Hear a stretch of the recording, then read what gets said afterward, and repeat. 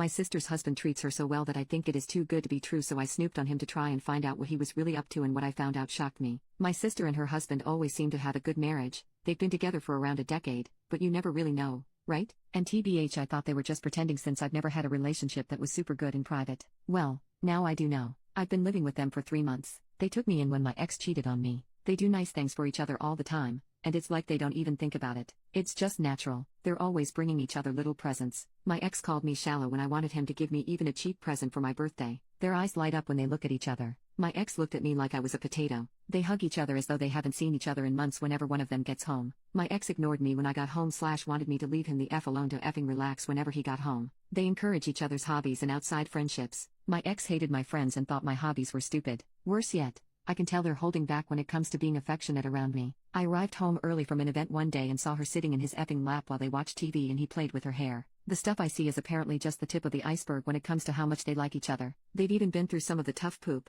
deaths, miscarriage, job losses, that can tear couples apart, but they made it through just fine, I guess. I honestly didn't think relationships like this were real. I thought it was Hallmark bullshit and that all relationships are miserable, hard work once you get past the honeymoon stage. I couldn't believe it, so I snooped on her husband, Max. It turns out his private communications are fine. He had conversations with female friends, but they were only platonic, and he even talked about how much he loves my sister, Sandra. Anyway, I felt extremely guilty about snooping that I confessed. They forgave me. My sister took me out for the day without Max and told me she'd been in crappy relationships before Max, which I already knew, and that she thinks they helped her learn how to spot red flags so that she'd be available when the right person for her finally came along. She's also gone to therapy for a long time, and she says it helped her learn how to make healthy relationship choices / be a good partner. Max and Sandra offered to pay for me to get therapy. My insurance isn't great, so that's nice. I just want to find something like what they have. There's a silver lining though, I guess. Now that I know this kind of relationship isn't a childish fantasy, I don't think I'll ever be able to put up with somebody like my ex again.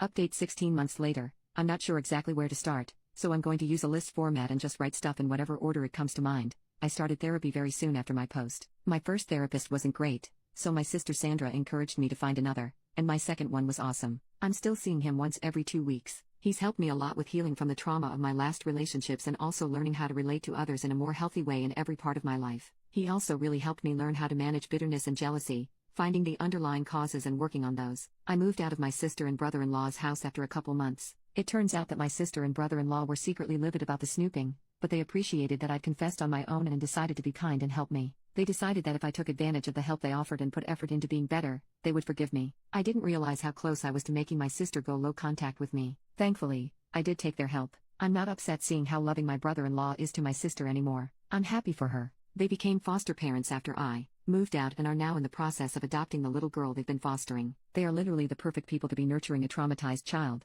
They're doing so great, and the little girl, Maddie, is doing so much better than when she was first placed with them. She's an amazing girl, and she and my sister plus brother-in-law are so lucky they've all found each other. I've been single the whole time. That was on purpose. A few months ago, though, I determined that I'd be open to dating again. I didn't want to actively do anything, no dating sites, but I decided I wouldn't purposely avoid dating anymore. A week ago, a guy I became friends with at an animal shelter I started volunteering at about 6 months ago asked me out. I said yes. Our first date was great. He's very kind. He's the guy you go to if you need to calm down a traumatized, terrified animal. He cleans diarrhea-coated animal carriers without any complaint. My sister approves of him. He's very funny, too.